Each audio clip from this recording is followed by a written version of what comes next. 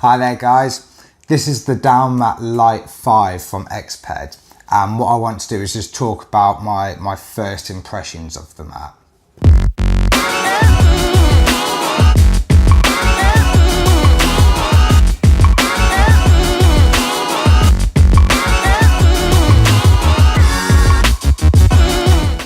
So today what I'm going to do is look at the features of the mat and just talk about what I like the look of, why I brought it, and a few of the apprehensions that I've got. And then in a couple of months' time, once I've used the mat a bit over winter in particularly, then I'll come back and I'll do a review video about it, and I'll be able to talk about more about what works well and what doesn't work well, where, you know, when you're out in the field with the item.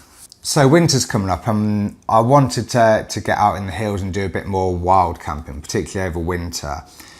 And I felt like I didn't have a very good sleeping mat to give me that extra insulation. So I did a little browsing around in the market and I came across the Exped Downmat Lite 5. But what I want to do is just talk about why I think it's going to be a good mat for myself.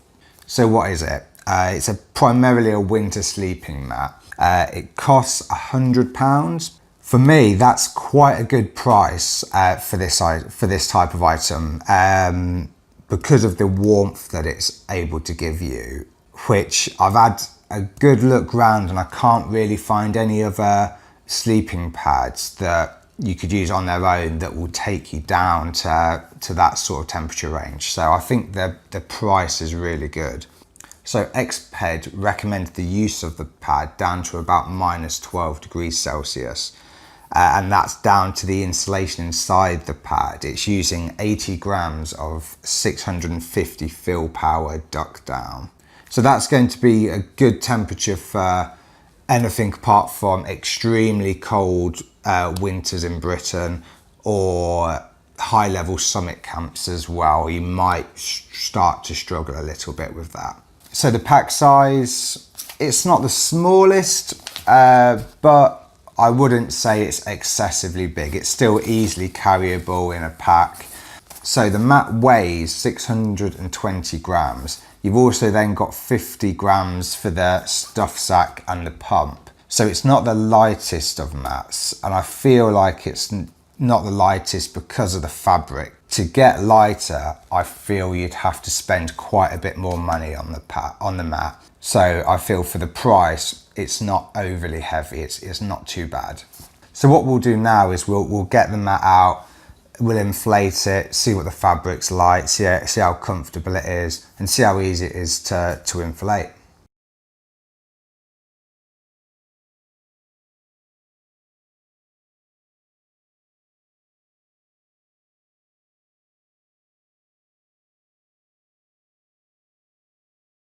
So it's actually pumped up with this, the mini pump, which is provided in the pack.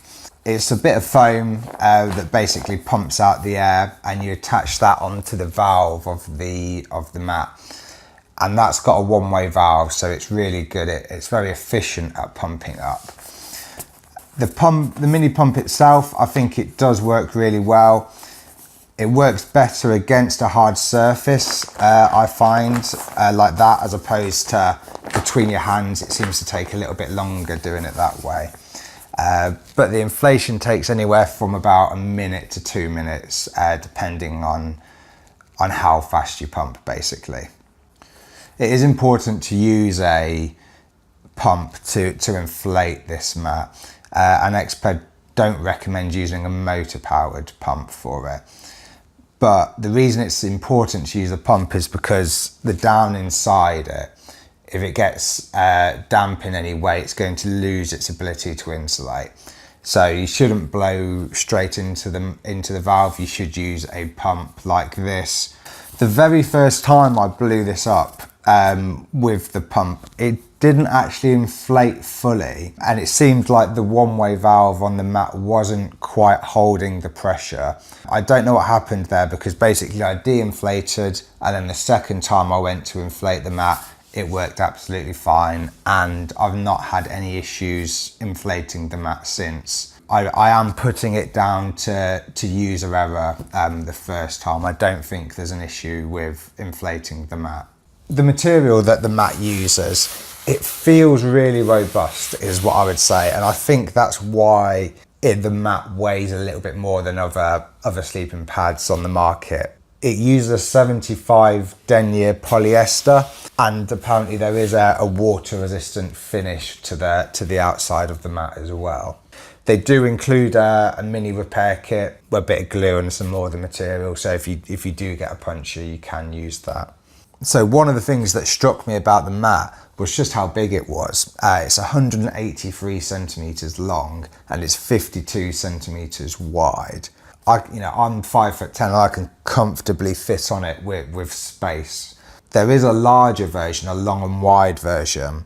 I just don't see who would need that, like when you look at the size of this mat. So the mat's also 5 centimeters deep, which is a good depth, I think, for a mat. It's not overkill, but what it does is obviously it lifts you off the ground enough. When you're lying on your back, you don't feel any ground beneath you at all. And even when I've rolled over on my side on the mat, you sometimes on the thinner mats you feel your hip touch the floor, but with this sort of depth you just don't at all. One of the differences with the Exped mat as well is that these end baffles are larger than the middle ones. So what they're designed to do is create like a little cradle for you to lie in. And as I was rocking from side to side a little bit on the mat just to test the comfort, you could feel the resistance of those bigger tubes. In terms of the deflation of the mat, obviously you've got that one-way valve there, so the air is trying to get out but it can't. So what they've done is included this little pin in the mat, and what you do is you just pop the pin inside the valve so it creates a constant hole, and then it is fairly easy to roll up. There's no issues with the deflation. So finally, let's now look at what I really like the look of with this mat and my few concerns that I've got with it.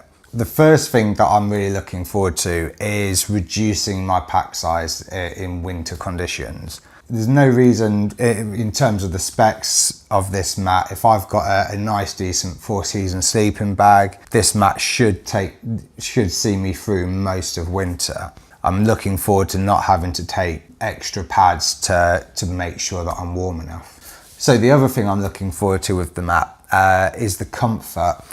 With these thicker baffles at the sides, with the size of the mat in general, I think it's going to provide a really good night's sleep.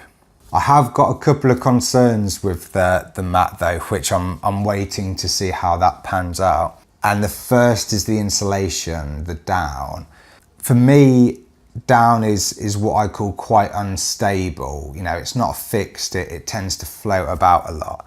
So I'm a bit worried that the down will migrate to one end of the mat potentially, and then leave cold patches at the other end.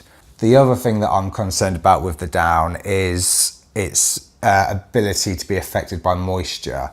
If you get down damp, then it reduces its insulating ability, so it's not going to offer me that warmth that I want.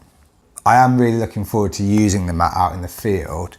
I'll put a link down in the description so you can see for yourself the details of the mat, and you can then get reviews from other people as well.